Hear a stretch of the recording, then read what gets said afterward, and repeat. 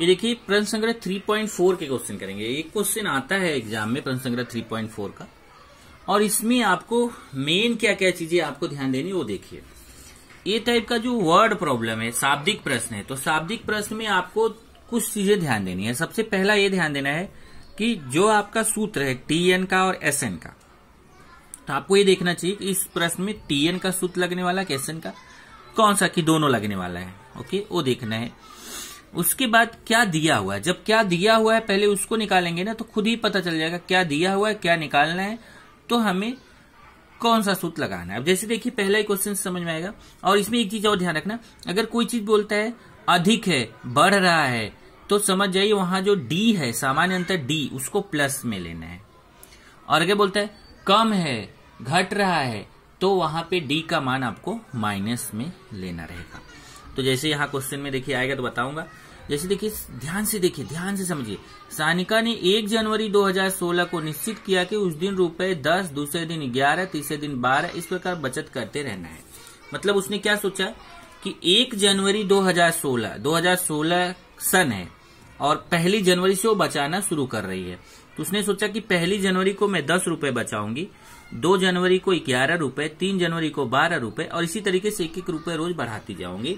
और पूरे साल भर मैं यही करूंगी कि 1 जनवरी को मैं ₹1, 2 जनवरी को ₹2, 3 जनवरी को ₹3, 4 जनवरी को ₹4, इस तरीके से 31 जनवरी को ₹31, लेकिन फिर 1 फरवरी को ₹1 नहीं, 1 फरवरी को ₹32, ऐसे ही बढ़ाती जाऊंगी।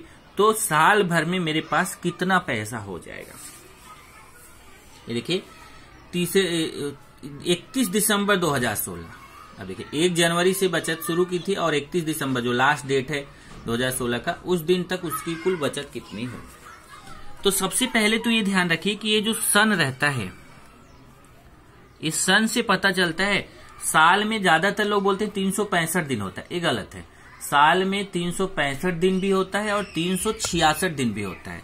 कभी 365 दिन रहेगा और कभी 366 दिन रहेगा। डिपेंड करता है कि वो कैसा वर्ष है। अगर जो वर्ष है उसमें 4 का भाग जाता है तो उसको लीप वर्ष बोलते हैं। जो वर्ष दिया गया, जो सन दिया गया, उसमें 4 का भाग दीजिए, अगर उसमें 4 का भाग चला जाता है तो लीप वर्ष बोला जाता है।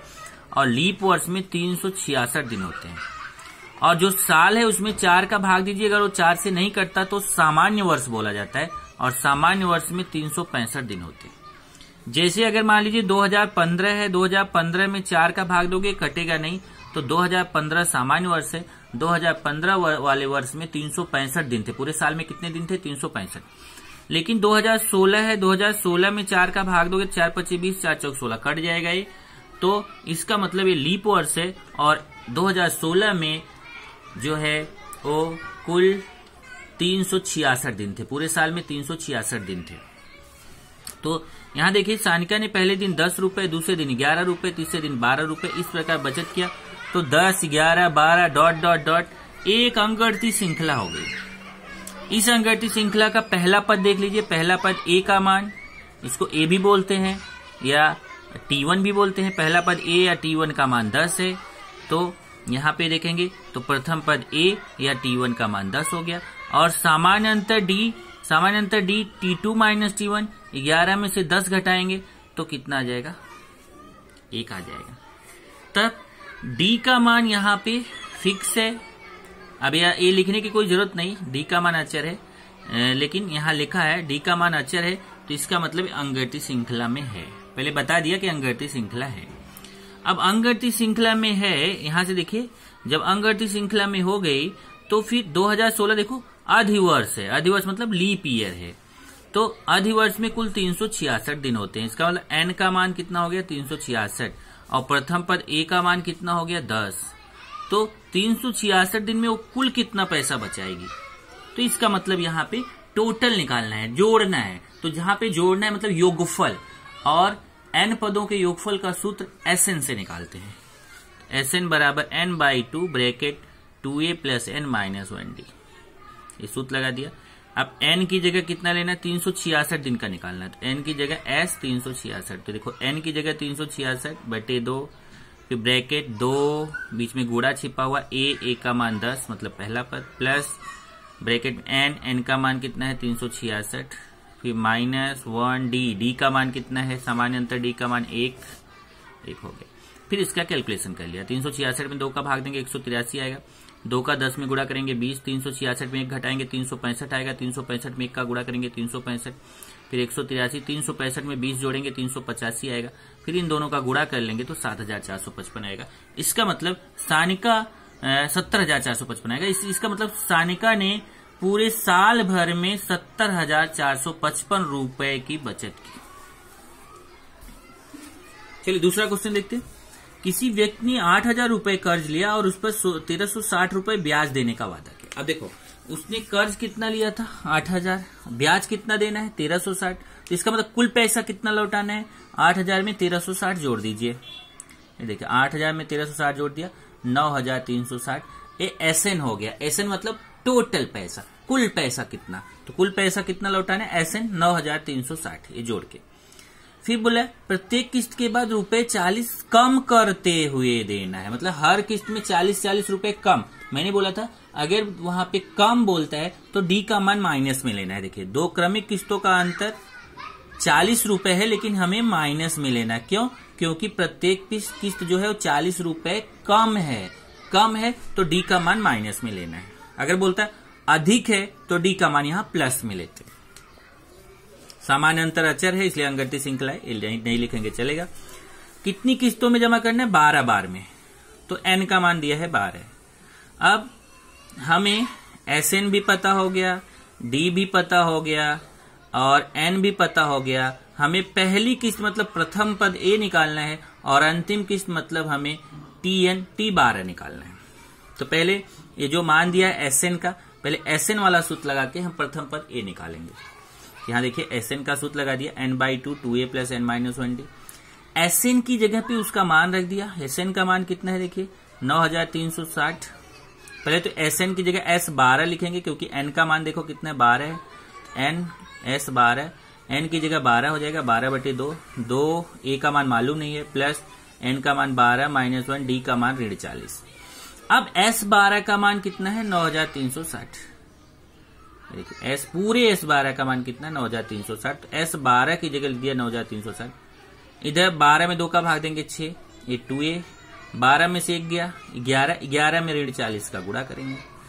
अब 11 में 40 का गुणा करेंगे तो 440 आएगा। ये देखिए इधर 440 आ गया। फिर 6 का गुणा है, 6 का अंतर गुणा कर दिया, 6 दूना 12 और 6 का 440 में गुणा किया 2,640 आ गया। अब 2,640 बराबर किधर आएगा तो धन 2,640 हो जाएगा। इन दोनों को जोड़ दीजिए तो 12 का मान आ जाएगा, इन दोनों को जोड़ के 12,000। फिर 12 का उधर जाके भाग दे दीजिए, 12,000 में 12 का भाग देंगे तो एक का मान 1,000 आ जाएगा। तो पहली किस्त पता चल गई, ए मतलब पहला पद प्रथम पद, तो पहली किस्त 1,000 रुपए हो गई। अब अंतिम पद किस्त मतलब टी 12 निकालना है। टी एन का सूत्र लगाइए, टी 12 निकालिए। फिर वही ए का मान देखो 1,000 आया है, प्लस एन का मान 12 -1 डी का मान 40। 1,000 प्लस 12 में से गया 11 गुणे 40, 1,000। अब देखिए प्लस माइनस का गुणा माइनस 11 का 40 में गुणा 440, 1,000 में 440 घटाएंगे 560, मतलब अंतिम किस्त उसको कितनी देनी है 560। पहली किस्त 1,000 रुपए देनी, अंतिम किस्त 560 देनी। तो इसमें प्रथम पद ए, एस एन के फॉर्मूले से प्रथम पद ए निकाल लिया और टी एन के फॉर्मूले से अंतिम पद निकाल लिया। सचिन द्वारा राष्ट्रीय बचत प्रमाण पत्र में पहले वर्ष 5,000, दूसरे वर्ष 7,000। अब देखिए प्रथम पद 5,000 दिया, ए का मान 5,000 और दूसरे वर्ष 7,000 है, तीसरे वर्ष 9,000 है, तो अंकगणितीय श्रृंखला हो गई 5,000, 7,000, 9,000, ये अंकगणितीय श्रृंखला हो गई। और 12 वर्ष हो गया, एन का मान 12 हो गया, तो प्रथम पद ए का मान 5,000, देखिए ए का मान 5,000।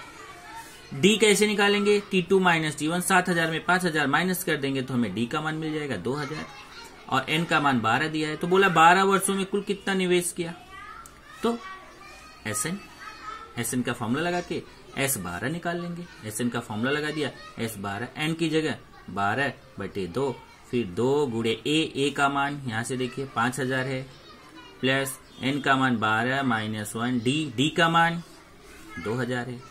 फिर इसका कैलकुलेशन कर लिया, 12 में 2 का भाग 6, 2 का 5,000 में गुणा करेंगे 10,000, 12 में से 1 घटाएंगे 11 गुणे 2,000, 11 में 2,000 का गुणा 22,000, 22,000 में 10,000 जोड़ेंगे 32,000, 32,000 में 6 का गुणा करेंगे 19,200।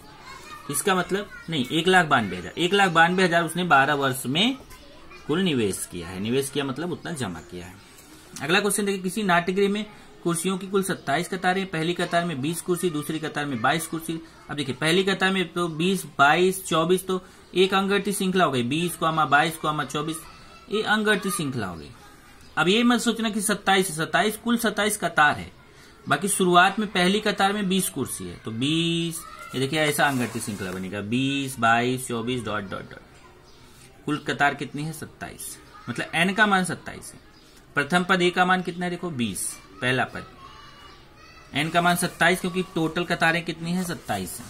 और d का मान t2 माइनस t1, 22 में से 20 घटा दीजिए 2 आएगा। अब ये देखो यहाँ पे जैसे आपके माइंड में आ रहा होगा सर 22 में से 20 घटा रहा है, 24 में से 22 घटा रहा है, क्या दोनों करना जरूरी नहीं? दोनों करना जरूरी नहीं, एक घटा दो बस।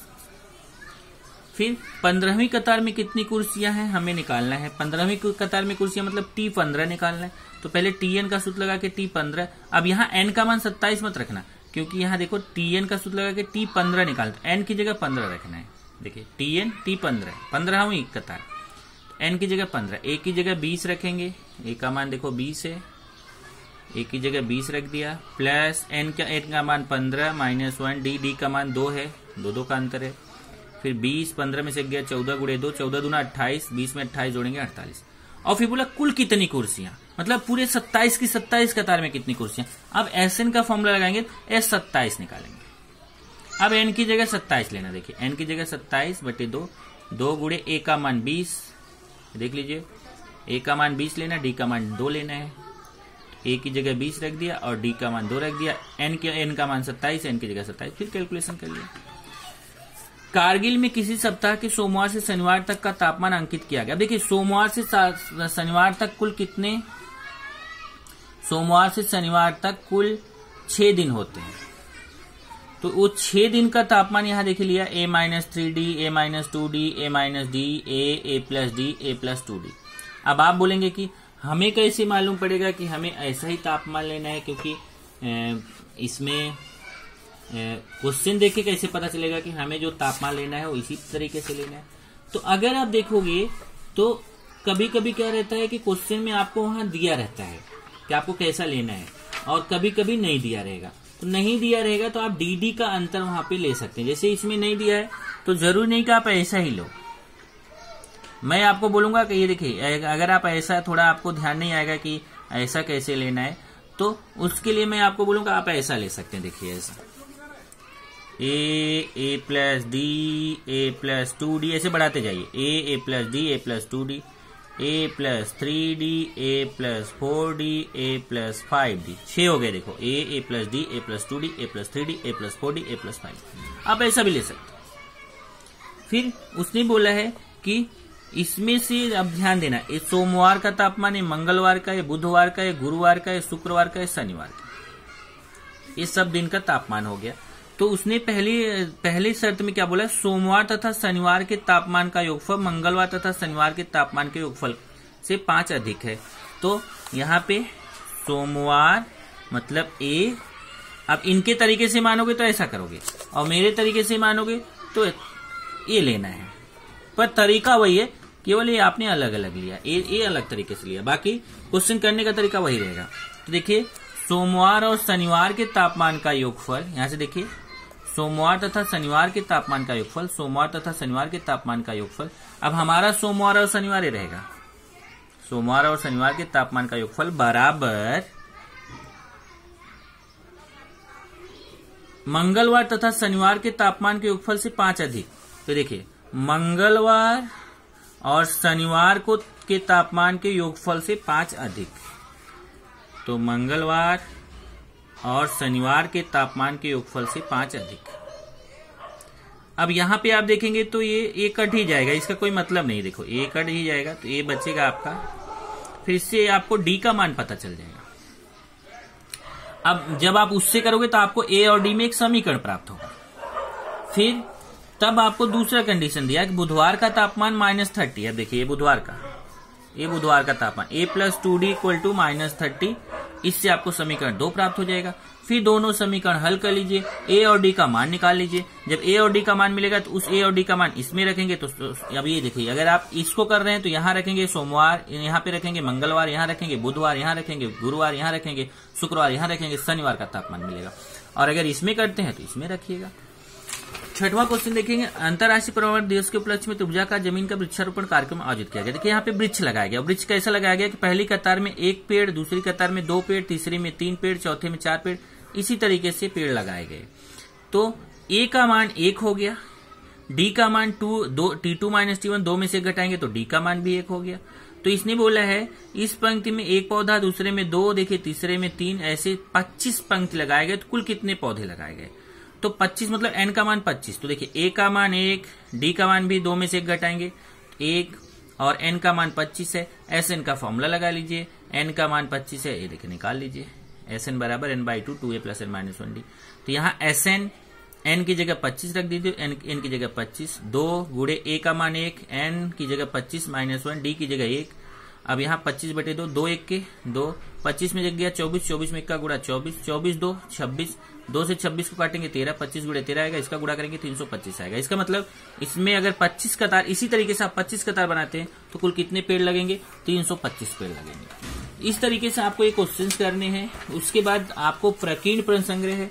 ये प्रकीर्ण प्रश्न संग्रह के क्वेश्चन ऑब्जेक्टिव टाइप के भी हैं इसमें, और वैसे भी क्वेश्चन है। ये सेम वैसे ही है जैसे आपने 3.1, 3.2, 3.3 में 4 ये सब में किया है। तो आपको ये क्वेश्चंस खुद से करने हैं, और कुछ डाउट है ये आपको मुझे पर्सनल नंबर पे पूछना है, क्योंकि अभी टाइम कम है कि मैं इसका रिवीजन करा सकूं।